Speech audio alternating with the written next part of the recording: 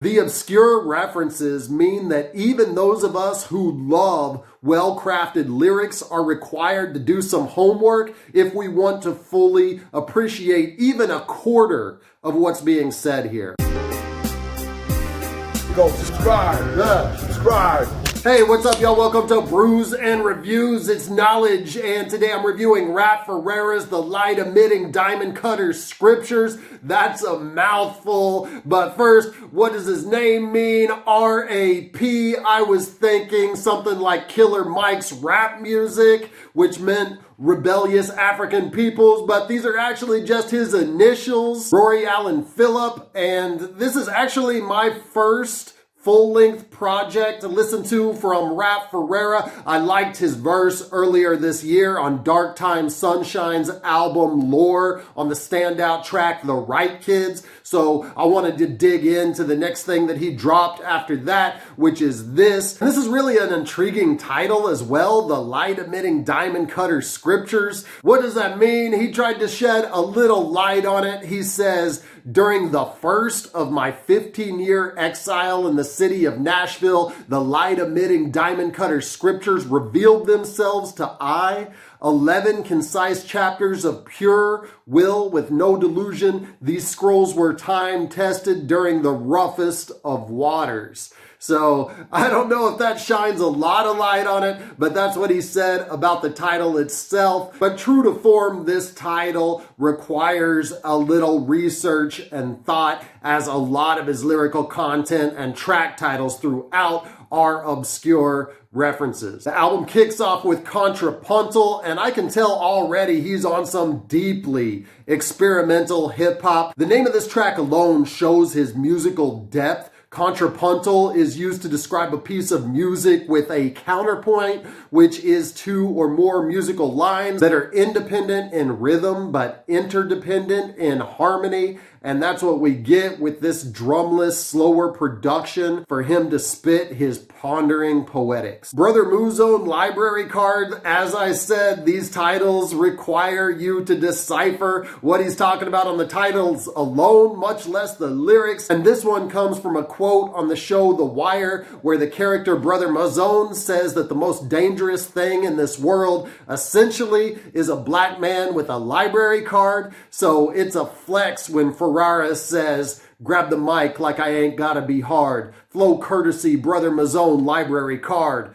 In other words, he's spitting some intelligent, well-educated lyrics. Hyperion. Yeah, I'm going to spend enough time here deciphering the song titles alone, much less the lyrics. If I deciphered all of the references in obscure words in these lyrics, this thing would be 4 hours long. I don't want to do that to you, so I'll get into a little bit of the meanings here and there, but spend some time deciphering the song titles. So Hyperion was a Greek god associated with the sun and sky. And these references and abstract lyrics are plentiful on this track, though at times he does go into a Ghostface-esque non sequitur lyrical style, such as when he gets into his play on Lil Uzi Vert. Ghostface is not maybe a rapper that you would compare him to. The flow is certainly different, song structure certainly different, but it's that non sequitur stream of consciousness style, and almost speaking in nonsensical words, but when you put them together, they make sense. He just thinks differently, and that's the similarity to Ghostface on this. Humboldt Park jibaritos. So not all of these obscure words have to be complex. This one in particular means a sandwich originating in Puerto Rico, and it actually looks like a pretty good sandwich. I'd like to have one of these right about now. I don't know if he's selling these. I know he's got an independent business called Soul Folks, so maybe he's trying to sell these sandwiches and have some kind of cafe connected to that. I don't know. This track, like many on this album, is very jazzy, though not even aggressive enough to call smooth jazz. It's more like light jazz, and it's almost like these backdrops were created to not interfere with the complexity of his lyrics. His voice also contributes to that feeling, and it's a way of creating a smooth listening experience despite having your brain working on overload, trying to catch the meaning of his lyrics. And I think he summarizes that idea perfectly with these lyrics on this song. He says, "And my belly's still hurtin'. Tell Dunny don't worry about the wordin'. It's more about the feelin'. It's more about the feelin'. It's more about the feeling." Caught a little Tupac Hail Mary reference on the outro, which is a pleasantly out of place surprise. And I'm going to drink to this track. I am sipping on a Stone Imperial Starfucker. That is a hazy double IPA coming in at 9%. I think I need a couple of these to really understand everything that R.A.P Ferreira is talking about on this album. You will need something strong to get in his type of mind state. And this is a good beer. Let's continue with the album. Jimalut Hashadim. Google is a necessary companion when listening to Ferrara. This is a Jewish social virtue and means considering your fellow person. He distorted it a bit though, as it's Hasidim, but he threw hash in the title for certainly obvious reasons. And even if we don't always get the big picture on his lyrics, you could appreciate the eloquence of his words. He says, "Grandiose exodus, with every exhale I escape wretchedness. Blessed defiance, the road to hell is piloted with compliance." And at the same time, those may be some of his most accessible lyrics. He's basically saying that he's going his own way and doing what's right despite the social norms or rules. I also like when he describes his style as hail when the sun's out and the turbulence so bad that the flight attendant has to sit down. Such a weird way to explain his style, yet we can all see exactly what he's talking about when he says it. There's also great commentary on art in the interludes throughout this track too, especially the anecdote about Jackson Pollock at the end. Blackmissionfigs.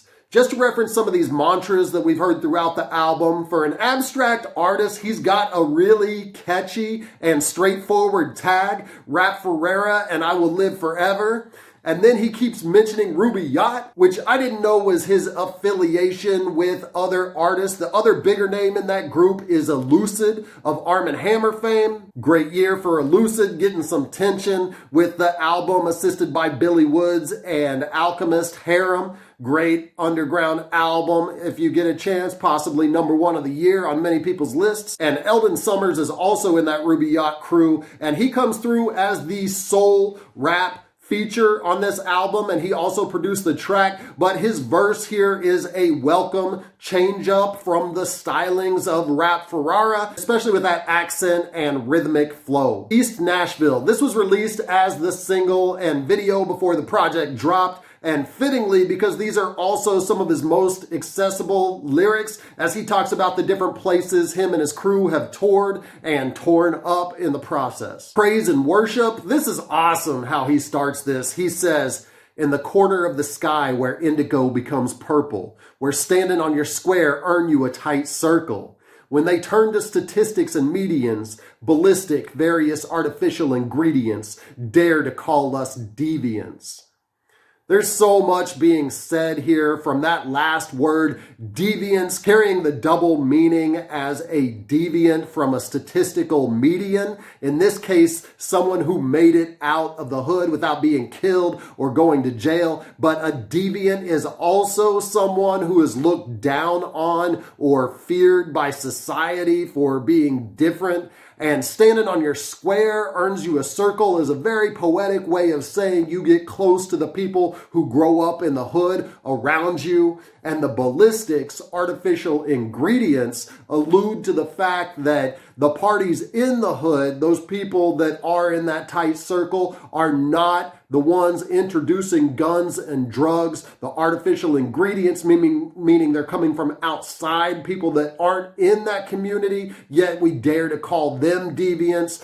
Great lyrics here. Uptown 37. The whole message of this is respecting art over money, as he references the disingenuous nature of rappers who want to be on the Forbes list. Driving home this point is the outro with a perfectly placed sample from the great movie Fear and Loathing in Las Vegas, talking about the false promise of the American dream that anyone can achieve great wealth. This is definitely not for casual fans of hip-hop or those that say they like their hip-hop for the beats and flow alone. This is a very lyrically focused project, and remnants of choruses are there only to serve as interludes to give us a breather between the heavily stream of consciousness ponderings of a extremely well-educated rapper. The obscure references mean that even those of us who love well-crafted lyrics are required to do some homework if we want to fully appreciate even a quarter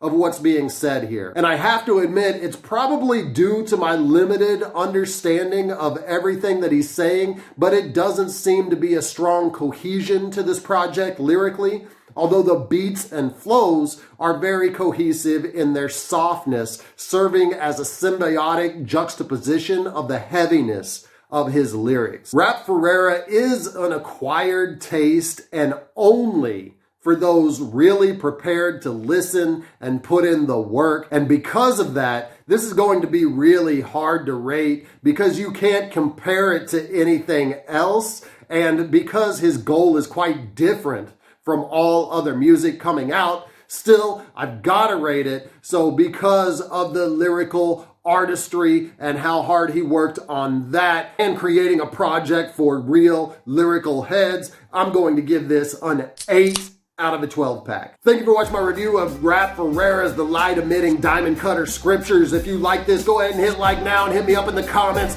If you didn't like it, also let me know why in the comments. I drop hip hop and hops related content consistently, so subscribe to my channel now. And until I see you next time, keep buzzing. Fucking man says subscribe. But if he's on his channel saying that somebody's album is better than mine, unsubscribe to that motherfucker. No, your album's the best, man. There you go. Subscribe. Yeah. Subscribe.